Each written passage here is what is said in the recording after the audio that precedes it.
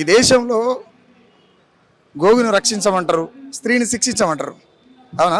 తెలుసు కదా మీకు. ఇదైతే గోవును రక్షించమని స్త్రీని శిక్షించేటువంటి మానవ మనుగడకు మూలమైనటువంటి తల్లి మానవులో ఏళ్ళు పెట్టి ఊరేగేస్తున్నటువంటి మణిపూర్ లాంటి ఘటనలు ఎన్నో చూసుకుంటూ వచ్చినాం మనం. ఇలా పసిపాపను కూడా కాలు కింద వేసి తొక్కుతున్నాం అంటే చిన్న నడుస్తుంటే అడ్డం వస్తేనే కాలు పక్కకేసిపోతాం. వానికి ఎట్ట దొక్కపోతే అయింది అని కనికరమే లేదు అసలు. నినర్పేగే పెట్టనట్టుంది దేవుడు, వాళ్ళు నమ్మే దేవుడు. అంటే నేనేమంటానంటే ఈ దేశంలో కులము మతము ముఖ్యంగా విముక్తి లేనటువంటి భక్తిలో మనిషి ఎప్పుడైతే బతుకుతాడో వాడు బానిసత్వంతోనే బతుకుతాడు, బానిసత్వంతోనే చనిపోతాడు.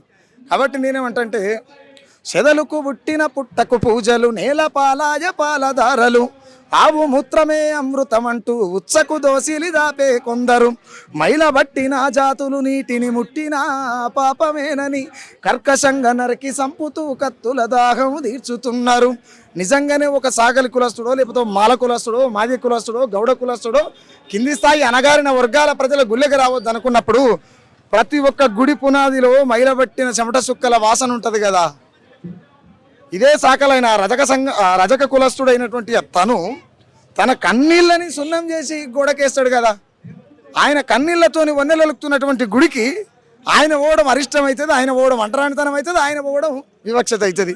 కాబట్టి ముఖ్యంగా ప్రజలు రియలైజ్ కావాలమ్మా. ఎవరైనా కాకుండా ప్రజలు రియలైజ్ కావాలి. నేను ముఖ్యంగా ప్రజల్ని కూడా అంటాను, నేను మిమ్మల్ని వద్దన్న కాడికి మీరు ఎందుకు పోయారు కదా. ఇప్పుడు ఇంకోటి మల్లన్న దేవుడు అనుకున్నప్పుడు దళిత బహుజనుల దేవుడిగా మనం భావిస్తుంటాం. మల్లన్న దేవుడు అనేదే కాకుండా దేశంలో ఎక్కడైతే సంపద నిర్మాణం అవుతుంటుందో వాళ్ళకప్పుడు మహిళ ఉండదు, కులం ఉండదు, మతం ఉండదు. చక్కగా వచ్చి దేవుని ప్రతినిధులు అయినటువంటి వాళ్ళు వచ్చి ఆడ పీటేసుకొని కూర్చుంటారు.